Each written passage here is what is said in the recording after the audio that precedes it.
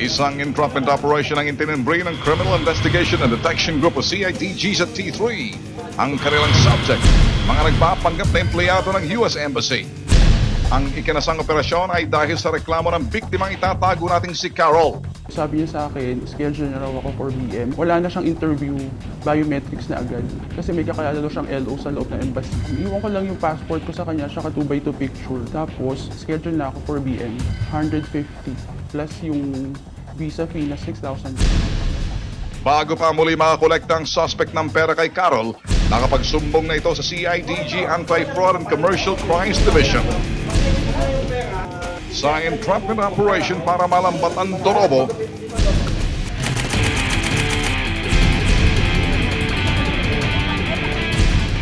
naidokumento ng T3 ang transaksyon ng suspect sa biktima. Walang alam ang suspect na matitimbog na siya. Abot ni Carol ng pera, kumilos agad ang mga alagad ng batas.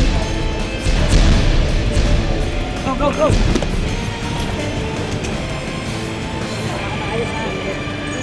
Mabilis na pinunsasan ng suspect na nakilalang si Joan Lincauco.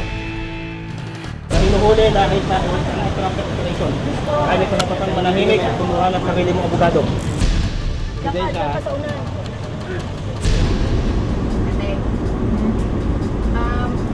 Pwede mamaya na. May recruitment ka tayo, wala naman. Bagsak ang suspect sa kalaboso. Kakasuhan natin siya ngayon ng tapa.